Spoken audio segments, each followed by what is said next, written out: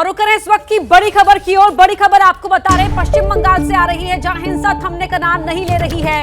इस बार हुगली में पत्थरबाजी की खबर सामने आ रही है। वहां बीजेपी नेता दिलीप घोष के कार्यक्रम में पत्थरबाजी हुई है।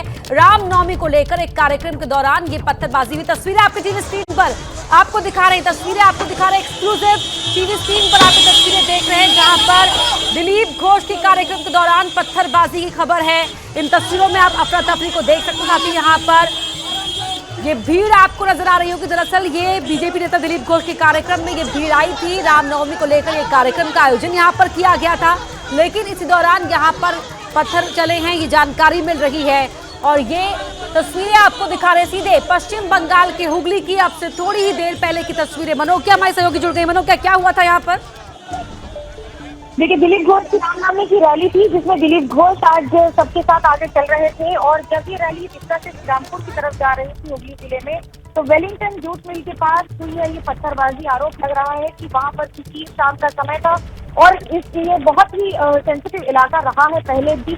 और ऐसे में इस समय रामनवमी की रैली निकालना, पहले वहां पर पत्थरबाजी हुई, उसके बाद आरोप है कि कुछ गाड़ियों पर भी हमला किया गया, जिसके बाद आगजनी की घटनाएं भी हुई हैं। पुलिस ने आंसू गैस की गोलों का इस्तेमाल किया है वहां से भीड़ को हटाने के लिए।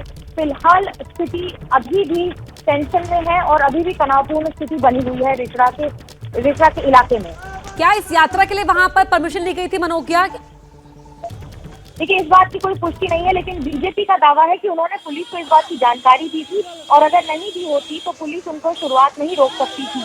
क्योंकि अगर नहीं रोका गया है तो इसका मतलब है कि पुलिस प्रशासन को इस बात का पता था। और अगर नहीं रोका गया है और ये पूरी रैली को निकलने दिया गया है इस रूट पर, तो अब सवाल ये उठते हैं कि आखिरकार जिम्मेदार कौन है। क्योंकि ये दूसरी घटना है पिछले 3 दिन में, जब पश्चिम बंगाल में हावड़ा से सटे हुगली जिले में इस तरह का टेंशन हो रहा है।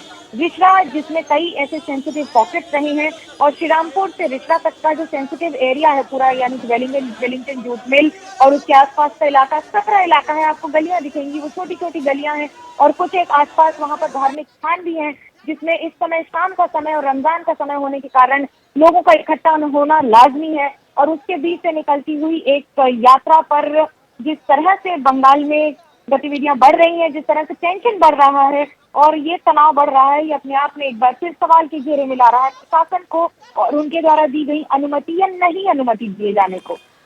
बिल्कुल, और तस्वीरें बता रही कि वहां पर किस तरीके से पथराव हुआ है। हम देख पा रहे मनोज एक तस्वीरों में कि किस तरह से अचानक से कहीं से पत्थर आता है, जो सीधे सर पर आकर लगता है। और बता रहे यहाँ पर कि किस तरह वहां पर अफरा तफरी मची होगी इस दौरान। जी बिल्कुल, और अभी पुलिस प्रशासन की ओर से अगर बार बार आंसू गैस की गोले छोड़े जा रहे हैं वहां पर भीड़ को हटाने के लिए, तो क्योंकि ये बीजेपी की रैली है जिसमें खुद दिलीप घोष शामिल थे। दिलीप घोष को हमेशा जाना जाता है उनके कदावर बयानों की वजह से, उनके सेंसिटिव बयानों की वजह से, जिससे कई बार डिबेट भी होती है, कई बार सवाल भी उठते हैं, प्रशासन पर भी सवाल उठाते हैं, लेकिन खुद दिलीप घोष भी उन सवालों के और कंट्रोवर्सी के घेरे में आ जाते हैं। ऐसे में हुगली में रामनवमी के बाद हुए इस रैली में, इस कार्यकर्ताओं के साथ जा रही रैली में पहले पत्थरबाजी और उसके बाद इस तरह की घटना अब तो कम से कम सवाल और ज्यादा बड़े कर देगी, क्योंकि ये आने वाले कुछ दिनों में इस पे राजनीति भी होना लाजमी होगा।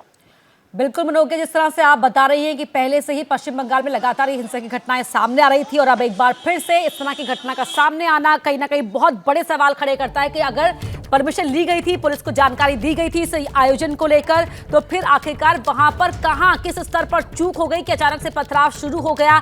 जब पता है कि इतना सेंसिटिव रूट है ये, यहाँ कुछ भी हो सकता है, तो उसके देखते हुए प्रॉपर इंतजाम, पर्याप्त इंतजाम क्यों नहीं किए गए थे? तस्वीरें हम आपको दिखाने, थोड़ी ही देर पहले की तस्वीरें हैं, जो ये हुगली इलाका है। जैसे ही यहाँ पर ये शोभा यात्रा बढ़ती है, वैसे ही अचानक से पथराव शुरू हो जाता है और आप इन तस्वीरों में इस अफरा तफरी को देखकर समझ सकते हैं कि अचानक से वहां पर क्या हुआ।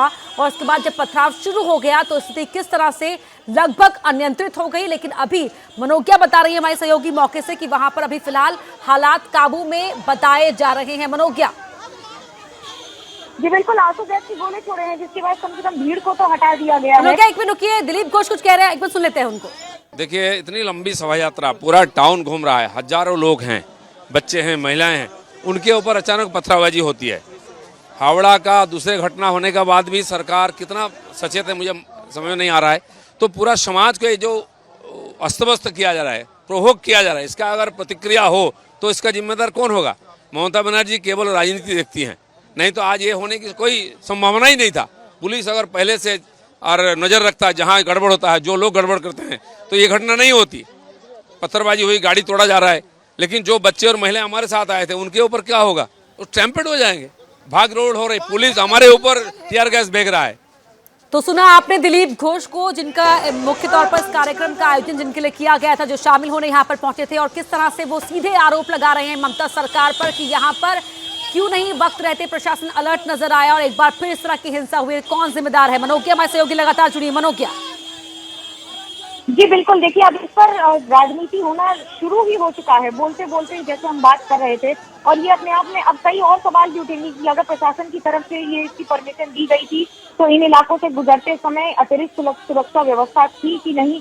पत्थरबाजी दोबारा होना किसी भी बीजेपी के कार्यकर्ताओं के जुलूस पर या शोभा यात्रा पर, रामनवमी पर पिछले 3 दिन में कई बयानबाजी हुई, जिसमें खुद मुख्यमंत्री बिल्कुल इस बयानबाजी पर लगातार हम बात भी कर रहे हैं। मनोकिया, एक और महत्वपूर्ण सवाल मैं समझना चाहूंगी आपसे। आपने जिस तरह से बताया कि ये हावड़ा से लगता हुआ ही जिला है, कितनी दूरी है आपस में? देखिए, हावड़ा के बाद जो जिला आता है बर्दवान जाते समय, वो बीच में हुगली जिला पड़ता है। तो ऐसे में अगर मैं कहूँ कि ये हावड़ा स्टेशन से इसकी दूरी करीब 50 किलोमीटर के आसपास होगी तो गलत नहीं होगा। करीब 30 से 50 किलोमीटर के बीच में का ये पूरा इलाका पड़ता है, बाय रोड का स्ट्रेच अगर आप चेक करें। लेकिन जीटी रोड ये सबसे महत्वपूर्ण इलाका है और ये बहुत ही पुरानी सड़क है, क्योंकि ग्रैंड ट्रंक रोड सिर्फ बंगाल से लेकर उत्तर भारत तक जुड़ती है, लेकिन इन इलाकों में आते आते बहुत ज्यादा सकरी हो जाती है और छोटी हो जाती है, क्योंकि बहुत सारे ऐसे इस्टेब्लिशमेंट बने हैं यहाँ पर, जिनकी वजह से अभी फिलहाल जो रास्ते हैं वो तो छोटे हो ही गए हैं, लेकिन शाम का समय, रमजान का समय और जी, तो ऐसे में शोभा यात्रा और उस पर बहुत सेंसिटिविटी यहाँ पर देखने को मिलती है। जो शिवपुर इलाका जो सुलगा था इस हिंसा में ज्यादा, वहां से अगर आप बता पाए कितनी दूरी पर है जगह? 30 किलोमीटर का से 40 किलोमीटर की दूरी होगी दोनों के बीच में। और अब बड़ा सवाल ये है कि क्योंकि दोनों जिले एक दूसरे के आसपास हैं और सेंसिटिव सिचुएशन दोनों जिले में होती है, और जहां जहां इस समय बीजेपी के बड़े नेता जा रहे हैं या जो इस तरह से रैली कर रहे हैं, उन पर ही सवाल उठ रहे हैं, क्योंकि उन्हीं इलाकों में ये पत्थरबाजी या इस तरह की घटनाएं हो रही हैं। छोटे नेता या फिर लोकल कार्यकर्ता, स्थानीय कार्यकर्ता जहां जा रहे हैं वहां पर इस तरह की घटना नहीं हो रही है। तो दोनों तरफ से सवाल उठते हैं कि क्या बीजेपी के बड़े नेताओं के या बड़े नाम के जाने से ही इस तरह की घटना हो रही है, या फिर तृणमूल कांग्रेस या प्रशासन की तरफ से ये एक विफलता का फिर एक और उदाहरण हो गया है, जिसमें सवाल इस बात पर भी उठता है कि क्या तैयारी कम थी या जानकारी कम थी, या जानकारी होते हुए भी कुछ चीजों को अनदेखा कर दिया गया है। बिल्कुल, बहुत महत्वपूर्ण बात आप यहाँ पर कह रही हैं मनोकिया। और साथ ही अगर बात करें पूरे हालात को, जिस तरह से आपने देख रही हैं, आपने कहा कि अभी फिलहाल नियंत्रण में है स्थिति। पुलिस की ओर से क्या कहा जा रहा है, क्या किया जा रहा है? देखिए, बंगाल में अभी पंचायत चुनाव होने हैं। ऐसे में राजनीति 2024 से पहले पंचायत चुनाव के लिए गरमाएगी, जो कि इस समय बंगाल के लिए सबसे महत्वपूर्ण है। जब बंगाल की राजनीति की बात होती है तो राजनीति में पंचायत में जो जीतता उसी तरह, जैसे हिंदी में कहावत है, जिसकी लाठी उसकी भैंस, ठीक वही वो कहावत बिल्कुल सटीक बैठती है पश्चिम बंगाल की राजनीति पर, और खास तौर से पंचायत चुनाव पर, क्योंकि पंचायत चुनाव गांव-गांव लड़े जाते हैं और ये छोटे छोटे मुद्दे दोनों दल ये जानते हैं कि जब तक उनके वोट बैंक अपनी तरफ नहीं रहेंगे तब तक उनके लिए जीतना या टिके रहना बड़ा आसान नहीं होगा। सत्ता पक्ष में तृणमूल है, तृणमूल पिछले 3 बार से 2008 से लगातार अभी काबिज है पंचायत चुनाव में, लेकिन इस बार पंचायत चुनाव की लड़ाई पहले से अलग होगी, क्योंकि ये पहला मौका होगा जब पंचायत चुनाव होंगे 2019 के बाद के चुनाव के बाद। और अब सवाल ये उठ रहा है कि क्या 2021 की जीत का सीधा असर गांव-गांव में पड़ेगा, और फिर से मुख्यमंत्री ममता बनर्जी लगातार तृणमूल कांग्रेस इस पर जैसे जीत हासिल कर रही है वो करेगी, या फिर पश्चिम बंगाल में बीजेपी कुछ चेन लगाकर अपनी जगह बना पाएगी पंचायत में। बिल्कुल, इस पर आगे भी आपसे बातचीत करेंगे। मनोकिया, तस्वीर दर्शकों को दिखा रहे हैं, थोड़ी देर पहले की तस्वीरें हैं,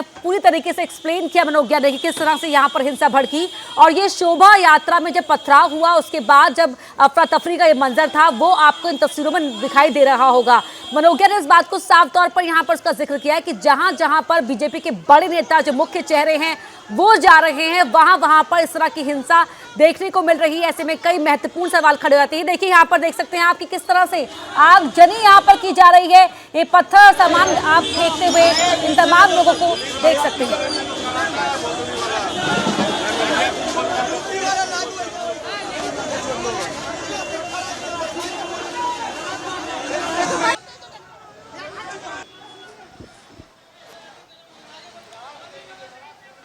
तो सामने से आप देख सकते हैं कि जो पगड़ी साफा पहने जिनकी आपको पीठ दिखाई दे रही होगी, वहां सुरक्षा कर्मी उनको वहां से शील्ड के जरिए निकाल कर ले जाने की कोशिश करते हुए, लेकिन सड़क के उस पार आप देख पा रहे होंगे जो अंधेरे की तरफ आपको दिखाई दे रहे हैं लोग, वहां पर आग जनी हुई है, वहां से पत्थर भी चले हैं और यहां से देखिए ये 20 रास्ते से ही ये तमाम लोग सुरक्षा कर्मियों के साथ जो हैं वो रास्ता बदलने को मजबूर हो जाते हैं और तभी अचानक से एक पत्थर आके भी लगता है सर पे। देखिए सामने से कहीं से एक पत्थर आके लगता है जो सीधे माथे पर टकराता है और उसके बाद देखिए आप यहाँ इन तस्वीरों में आगजनी को देख सकते हैं। यहाँ पर आग लगाई जा रही है, सामने की ओर आगे निकल कर लड़का पत्थर फेंकता है, जो भी उसके हाथ में सामान होता है वो आप देख सकते हैं उन्हें फेंकते हुए नीचे ईंट के टुकड़े भी गिरे हुए साफ तौर पर यहाँ इन तस्वीरों में दिखाई दे रहे हैं। तो सड़क का ये एक लंबी एक सड़क दिखाई दे रही है आपको, सड़क के उस छोर पर एक भीड़ इकट्ठा है और यहाँ से 2-3 साफा पहने लोग आपको सुरक्षा कर्मियों के साथ निकलते हुए दिखाई दे रहे हैं, लेकिन आगे का हंगामा देखकर,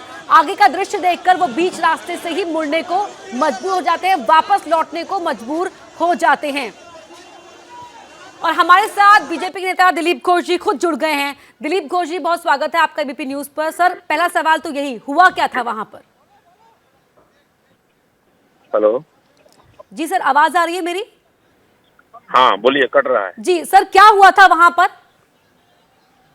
देखिए, पूरा बंगाल में 3 दिन से रामनवमी के उपलक्ष्य में पूजा शोभा यात्रा आ रहा है। आज हुगली का रिसड़ा टाउन में मैं भी मौजूद था और काफी बड़ी शोभा यात्रा थी। हजारों लोग, महिलाएं, बच्चे, बुजुर्ग थे। लगभग 1.5 घंटा से 2 घंटा से जुलूस चल रहा था।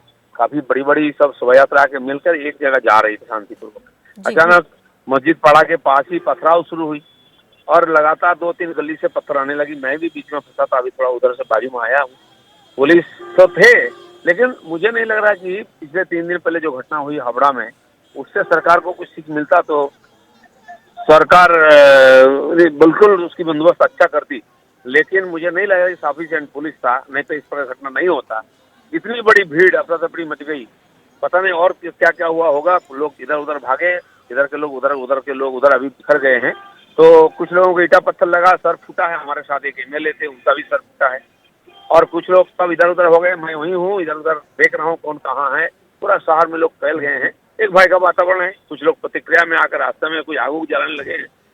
इस प्रकार एक भयंकर स्थिति यहाँ बनी हुई है। जी सर, क्या यात्रा के लिए परमिशन ली गई थी? पुलिस को जानकारी थी, तो फिर आखिरकार चूक कहाँ पर हुई? परमिशन के साथ कई शोभा यात्रा था और सारा बंगाल में सब जगह शोभा यात्रा पुलिस का परमिशन से हो रहा है और ये होता रहा है पहले से ही। जब कोई गड़बड़ होता है तब ये प्रश्न उठता है, पुलिस की परमिशन ये वो नहीं, बकायदे स्टैम्प पेपर से लेके रखे हैं। हावड़ा में जो हुआ तो वहाँ भी उनके पास लिखित परमिशन रूट के साथ है।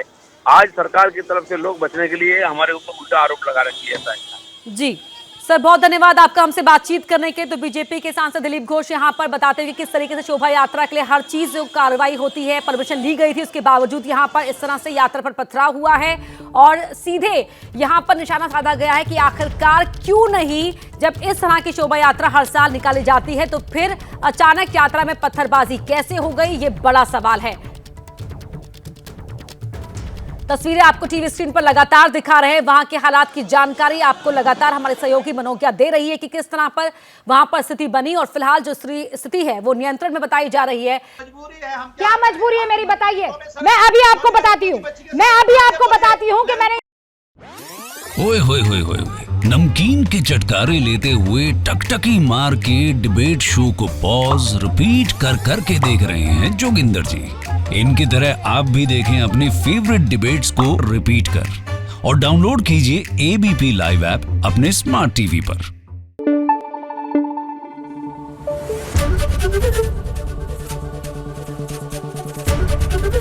ABP न्यूज आपको रखे आगे।